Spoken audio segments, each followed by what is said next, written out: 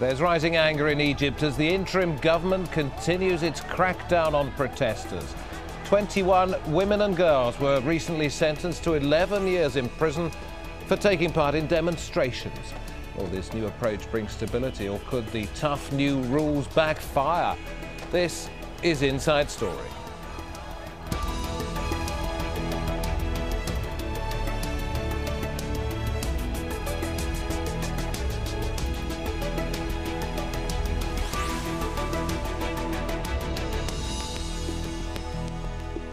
Hello, welcome to the programme with me, David Foster.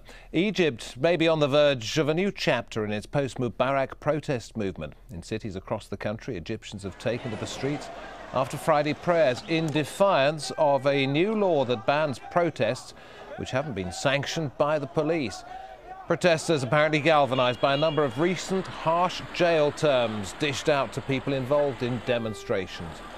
Dominic Kane reports now on the latest case, 21 women and girls who've been sentenced to 11 years each. Abir Youssef looks through her daughter Sarah's bedroom. Sarah is 19. On Thursday, she should have been attending classes at university. Instead, she was starting an 11-year prison sentence.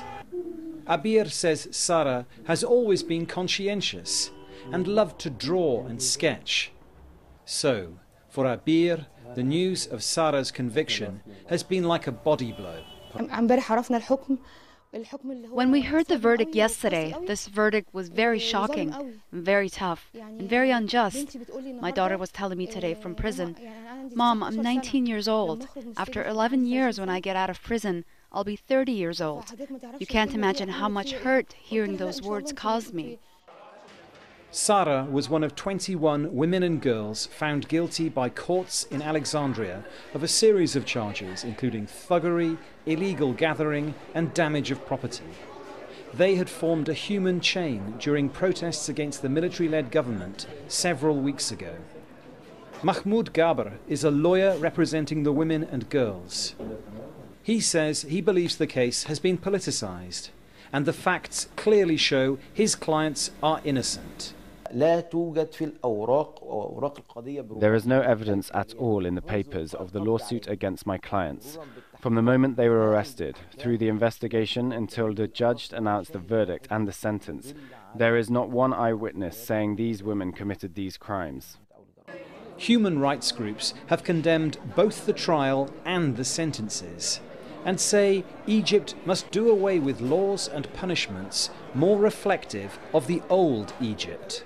This sentence has been given under an old law, an old law from 1923, so it's not even the newly adopted law that we at Human Rights Watch, but also other human rights groups, have considered extremely restrictive.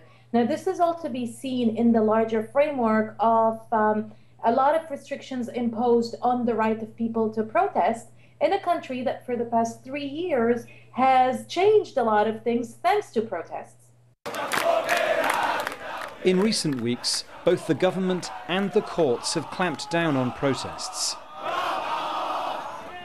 Just over a week ago, 12 students from the Al-Azhar University were jailed for 17 years each for attempting to storm the headquarters of the institution. This week has seen the imposition of a new law to regulate protests, which has drawn widespread opposition from political groups. But the government says it will strictly implement the new law, which it says protects the rights of both protesters and the ordinary citizen. The severity of the sentences given to the women and girls in Alexandria and to the students in Azhar University has shocked many people here and led them to question the independence of Egypt's judiciary. Dominic Kane, Aljazeera, Cairo.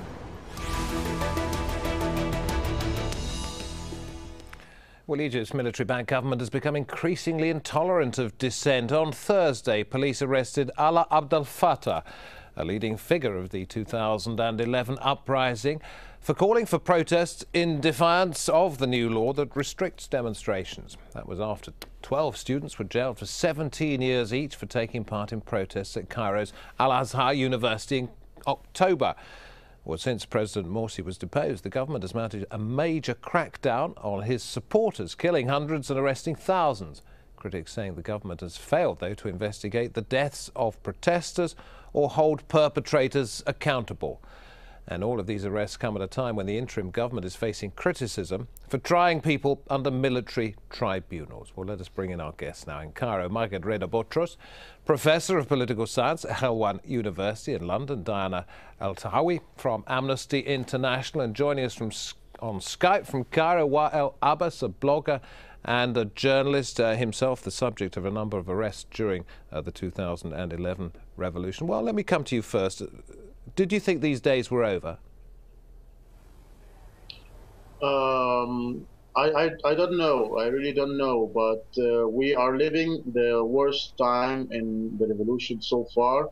The old regime is coming back with a vengeance, and we are seeing people killed in the street brutally, and we are seeing silence from the international community and from the media and from the human rights organizations.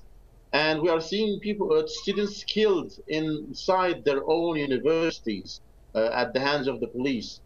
So I don't know what to say about the days that we're passing through these days. Okay, Maged Boutros, let me come to you.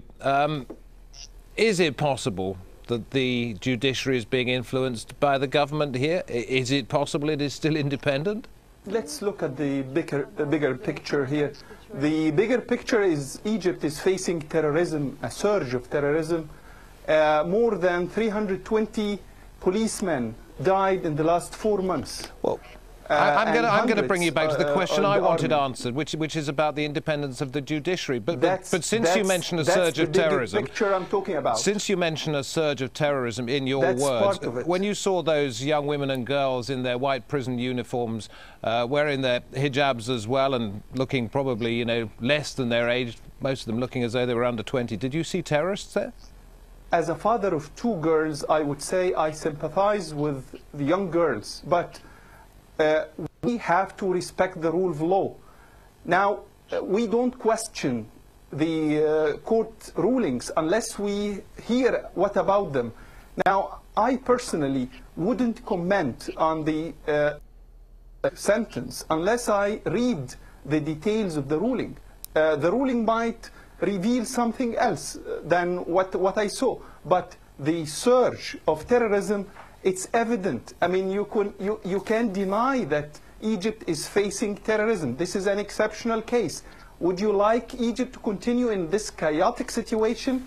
If you call the world would care for the rule of law. Where is the rule of law here? When the law says something. Okay, well, let me ask you this. International community What about the rule of law? No. What about the rule of law that sees these women, these girls, sentenced to 11 years when there are 2 policemen currently out on bail who were given 7 years for beating to death Khalid Said, again in Alexandria, and another police officer was given 3 years for shooting protesters in the eye with birdshot. How can you put those 2 side by side and say this is fair? In both cases, the two cases, the policemen were sentenced to jail. I mean, in your country, but 7 years and 3 years, not 11 years. This is court rulings. This is court rulings. You cannot comment on court rulings. This is against the law. This is a clear violation of the law. If you want the rule of law, don't comment on this is not the executive authority. You can criticize all the time, but this is the judiciary.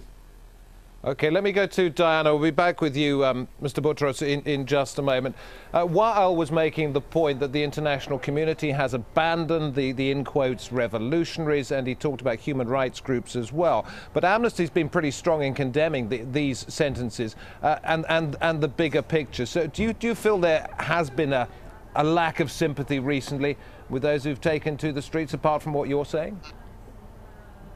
Well, Amnesty International has actually said that these women and girls should have never been arrested in the first place, let alone sentenced to 11 years in prison.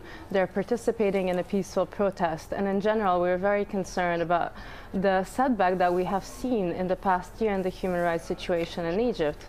As you've mentioned yesterday, there is an arrest of one of the most prominent activists and lawyers that is known for not actually sympathizing with the Muslim Brotherhood. So we see that the crackdown and the repression of the Egyptian authorities are spreading beyond the supporters of the deposed President Mohammed Morsi. Indeed, the successive Egyptian governments have been using the same tools of repression. So whether it's restrictive legislation, whether it's abuses by security forces in killing and injuring protesters, to crack down on dissent in all of its forms. 2 days ago, we saw 24 prisoners of conscience being arrested during a peaceful protest against the use of military trials against civilians. They're in jail until today on hunger strike. So we've clearly seen that this current Egyptian government is using the same tactics used in the past, whether it's under the rule of Mohammed Morsi or the Supreme Council of the Armed Forces, or Hosni Mubarak. And this is because nobody has been punished for such human rights violations. There have been no serious reforms of the security services, and we're seeing a cycle of violations continuing and continuing regardless of who is actually ruling Egypt. Diana El-Tahawi will be back in just a moment, but Mr. Boutros, Mr. Wael, I'm going to read to each one of you in turn a quote, and I'd like your comments on it. Mr. Wael, first. This was from somebody in the crowd during a protest on Wednesday night. We are right back where we were in 2011, and we'll just have to start again from scratch. Is that the way you feel? Well, I feel even worse that we are back in the 80s or in the 90s, when there was this call of war on terror and that this country is facing terrorism, and we should violate all rights and all laws in order to fight this terrorism and justify injustices done to female protesters. Some of them are minors. But and I'm sorry, but I suppose what this protester was saying was that the events of 2011 in many ways have had to be cast aside, that there hasn't been an effective revolution, and if you want one, you're going to have another one now.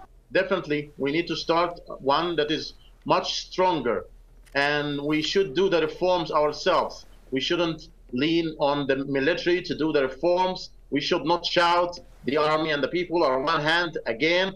We should not trust the Islamists taking over by democratic elections. We should avoid all these mistakes that we've done before and start all over again. Okay, well, Mr. Boutros, also in Cairo, this was another protester saying there will be a third wave of the revolution, much more violent than before. We're witnessing a turning point. Your thoughts on that?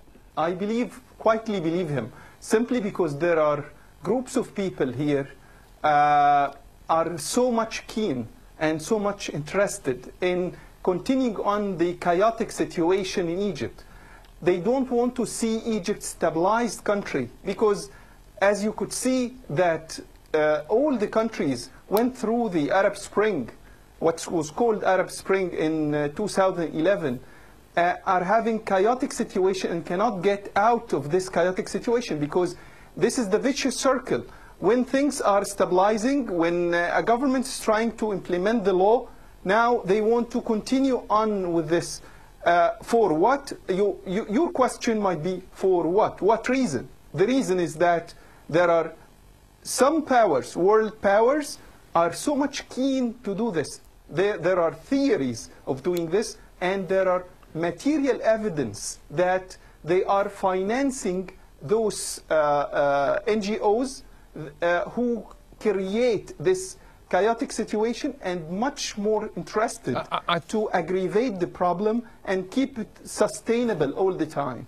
I think it's fair to say that you were very disappointed with the 2011 revolution and supported Hosni Mubarak during the elections the previous year, which saw him returned to power. So what I'm wondering is do you think that that is what Egyptians value above all? Some kind of calm, some kind of normality, even if there is, in quotes, repression? No, Egyptians want equality, want rule of law, want justice, want freedom. So all those things were the something called after the 2011 revolution. However, what ended up was something else other than the 2011 revolution. It came out with an autocratic regime by the Muslim Brotherhood who suppressed Egyptians. That's why they had another wave of the 2011 revolution. Are they getting justice and freedom now? We are on the way, and they don't want those who inspired the violence from 2011 till 2012. They want this to continue on because they don't want Egypt to be a stabilized country, to be a stable country, I mean. So that's an evil plan. I mean, as a politician, as a professor of political science, I mean, this is like already known among all practitioners or observers, political observers. Diana Al-Taqwi. It's not something new. Diana Al-Taqwi, let me ask you this. Until very recently, it appeared that most of the arrests were directed at supporters of Mohamed Morsi, the anti-coup alliance, those people who were orchestrating those kind of demonstrations. But now we're seeing, for example, Abdel Fattah arrested. Secular people who were involved in the original revolution also now being targeted. Do you notice a change in direction for the authoritarianism from the military-led government? Well, it's fairly ironic that a government that has come at the back of popular protests has issued a piece of legislation that essentially bans opposition protests against the Ministry of Interior wide discretionary powers, not only to prevent protests from happening, but actually also from dispersing them using force even if they're peaceful. And we've seen this law being implemented already in the past few days. Abdel Fattah is one example, but there are dozens of other examples, other activists that were beyond those who were supporting the pro-Morsi camp have been arrested on the day of the anniversary of the Mohammed Mahmoud protests, which were commemorating the killings of scores of protesters years ago at the hands of the same security forces. And that's really at the heart of the concern. If no one has been punished since the time of Hosni Mubarak for arresting protesters arbitrarily, for torturing them, for killing them, we will see this cycle continuing again. The recent testimonies that Amnesty International collected from protesters that were arrested, whether they're supporting of the Muslim Brotherhood or not, where that really the same tactics were used. They're beaten by batons, women dragged by their hair, they're dragged on the ground, and all of this with complete impunity. Yeah, well, Wael, can there therefore be another peaceful revolution, or does it have to resort, as that commentator out on the streets the other night said, to a more violent one than before? Can it be peaceful? The current regime, with its police and with its military force, is making sure that it's not gonna be peaceful. But after killing all those people, after all these violations of their protester rights on the streets, killing them at point blank, killing them inside their universities, I don't expect anything to be peaceful. They are dealing with peaceful protests, just like the one that was outside the Shura Council, with violence. The arrested people, they are going to fabricate charges against them. They are going to say that they have knives, they have weapons. Yeah, well, this is a point. This is a point that was raised by Mr. Boutros, and I'd care to get him to comment. You believe, Mr. Boutros, that there have not since 2011, perhaps before, there hasn't been non-violent protests? Yes. Since 2011 till now, there wasn't a single demonstration that did not create violence or result in casualties, human casualty or real estate. And whose fault was that? Casualties. Now, there is what we call here in Egypt, in one of the literature of Egyptian politics, we say it's the third party. Now, we discovered very recently that who is the third party, which is the Muslim Brotherhood. Usually, peaceful protesters used to go peacefully and chant peaceful chanting, then all of a sudden it turns violent. Why it turns violent? Because of the others start shooting the two cases. shooting the police and shooting demonstrators. Casualties of both. Okay, Diana El-Tahwi, Amnesty takes a lot of evidence from a lot of witnesses. What have you been hearing about the kind of problems that have arisen at these demonstrations? I mean, Amnesty International has monitored many demonstrations since 2011 and spoke to many witnesses visiting hospitals and morgues as well. Even though in some cases some protesters use violence, but in many other cases the authorities disperse peaceful protests without warning, and even when they can disperse protests legitimately, they still use excessive and lethal force, killing those protesters that are not posing any dangers to them. If we're speaking about the what Mr. Botros is saying is that there are agitators. He says there are agitators at every demonstration. I mean, if I can just give the example of the recent protest in front of the Shura Council on Tuesday, which led to the arrest of dozens of protesters and 24 of them still being in detention. That protest was not violent. None of the protesters had used violence at all. The same was true in terms of the protest in Alexandria, of which now we see the sentencing of the 14 women and 7 girls to 11 years in prison for the women, and the girls have to stay until they're 21 in a juvenile detention. Which sort of brings us during this discussion. There was no violence used by the protesters either. There was violence used by the security forces. It brings us full circle in the discussion. Arrest of protesters. As we're getting near the end of the programme, I have to move it on slightly. So Wael Abbas, Diana there talking about the court case involving the young women, the girls in some cases, the new laws that have come in. What do you think you have to do to get those laws changed? We have to reform the judiciary. There's no question about reforming it. It should have been done a long time ago. We were calling for reform of justice since 2005.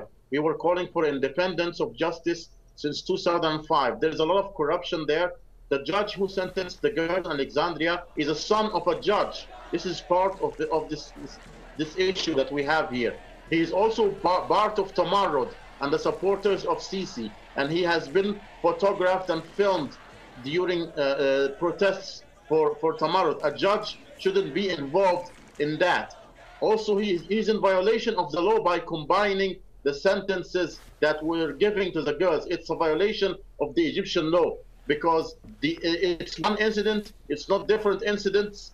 That's why you can't combine the terms and the sentences together. Okay, I'm going to have to move this to Maged Botros now. Wael Abbas there talking about the fact that the judge was apparently pictured on the back of a motorbike wearing a T-shirt that seemed to support those who overthrew Mohamed Morsi.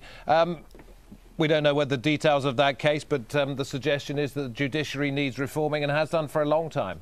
With all due respect to Mr. Wael Abbas, this is a clear violation of the law when you are commenting on a court ruling.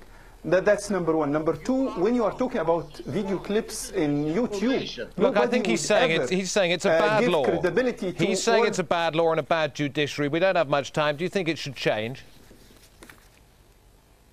There is, in any court ruling, there are the appeal court and later on they can even object to the appeal law.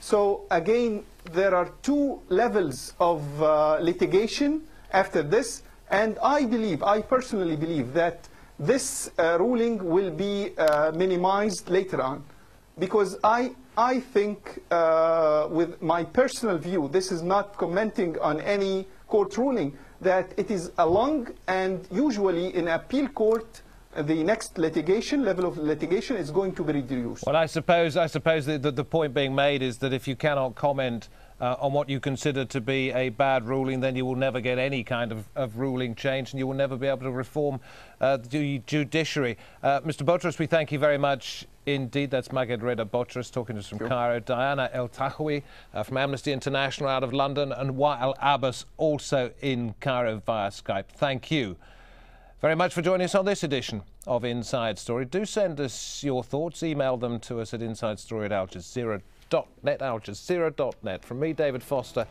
and the Inside Story team, thank you for watching. We'll see you next time. Bye-bye for now.